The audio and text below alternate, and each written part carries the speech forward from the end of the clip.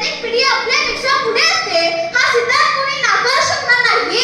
कारण जे जीवनात मागील पिढीला मिळाले आहे ते कदाचित आता आमच्या पिढीला मिळणार नाही. कारण चार भिंतीच्या आत ती मोकळी हवा तरी कुठे मिळते आणि चार भिंतीच्या आत मिळतो तो मात्र सोशल मीडियाच असतो. म्हणूनच मी म्हणे सोशल मीडिया तारक की मारक. मित्रहो, मार्टिन कुपरने मोबाईल निर्माण केला आणि या मोबाईलने माणसाचं जीवनमान बदलण्याऐवजी त्या माणसालाच बदलून टाकला. त्याच्या संपूर्ण जीवनावर त्याने विळखा घातला. तो विळखा इतका विषारी की त्याच माणसाला सांगावं लागतं की सोशल मीडिया हा तुझा अवयव नाही तर ते यंत्र आहे. मागील पिढीतील जीवन किती सुंदर होतं ना जेव्हा माझ्यासारखी मुलं जगाच्या चिंतेपासून मुक्त होऊन आपापल्या गल्लीमध्ये कधी लपंडाव खेळताना आपल्या मित्राला शोधायचे तर कधी विटी दांडू. पावसाचं आगमन झालं की मातीचा मृदुगंध आयुष्यभर साठवत राहायचे. कागदाची नाव म्हणून तिला वाद्या गाड्या सोडायचे. ती जिथपर्यंत जाईल तिथपर्यंत तिचा पाठलाग करणं. कागदाचा पताका बनवून तो जोरदार हवेत वाऱ्यासाठी उडवणं. खरंच हे जीवन किती आनंददायी आणि मजेशीर होतं. पण आमच्या पिढीला मात्र या सोशल मीडियाने आपला विळखा घट्ट केला आहे. म्हणूनच मला वाटतं सोशल मीडिया ही तारक नाही तर मारकच आहे.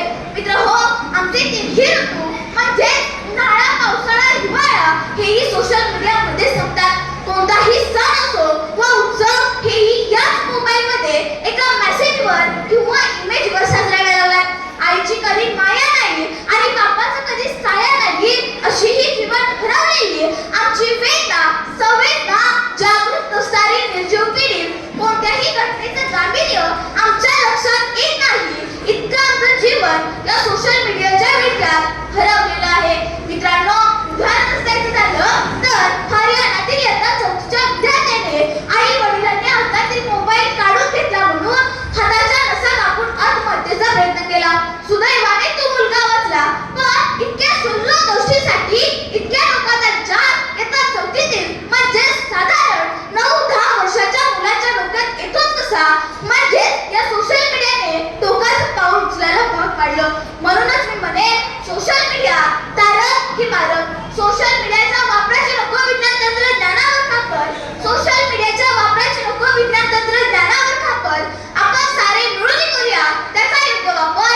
आपण सारे मिळून करूया त्याचा योग्य वापर. खरं तर आज आपले जीवन लहान मुलं आनंदात घालवत असतील का हा प्रश्न सर्वांनाच पडतो. कारण जीवनात मातीत खेळत जायचं आणि त्यातीलच मातीमधील एक संस्कार जीवनात व्हायचा. आजची तरुण सिमेंटच्या रस्त्यावर पडत आहे.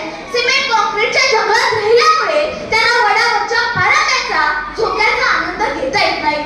नदीत विहिरीत बिंदास पोहणारी मुलं आज संपूर्ण स्विमिंग टँक मध्ये दिसायला लागली आहेत. अहो, ज्या वयात आजोबा, काका, मामा यांच्या खांद्यावर बसून खेळायला हवं अशा वयात मोबाईल मध्ये व्हिडिओची आणि पोएमची सवय लावून मात्र आपण त्याचं स्वच्छंदी जीवन मोबाईलच्या भीषण विळख्यात बांधत आहोत. मित्रांनो, जागतिकीकरणात लोक चालत नाहीत तर सुसाईड पडताय. 100 वर्षाचं जगणं त्याला 10 वर्षात जगायचं आहे. लोकांशी व्यक्तिगत पातळीवर असलेला संपर्क सोशल मीडियामुळे तुटतो आहे.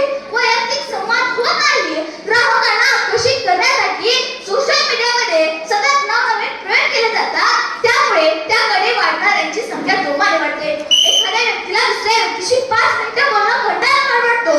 पण तीच व्यक्ती सोशल मीडियावर एखाद्याशी बऱ्याच वेळ बोलत असते. स्माईल पेक्षा आता स्माइली महत्त्वाची झाली आहे आणि आम्ही मात्र दिवसेंदिवस त्या सोशल मीडियाच्या विळख्यात गुरफटत चाललोय. मित्रांनो, मुलं ही देवाघरची फुलं आहेत. आपण त्यांना स्वच्छतेने ठेवलं पाहिजे. कारण काही पालकांची तुलना केली तर माझं म्हणणं तुमच्या सहज लक्षात येईल. किती विरोधाभास आहे बघा.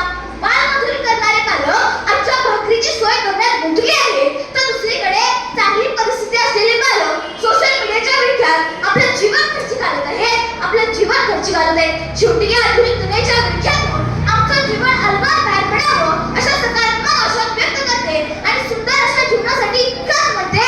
कागदाची नाव होती पाण्याचा किनारा होता. कागदाची नाव होती पाण्याचा किनारा होता. मित्रांचा सहारा होता. खेळण्याची आवड होती. मित्रांचा सहारा होता. खेळण्याची आवड होती. मग हे वेडे होते.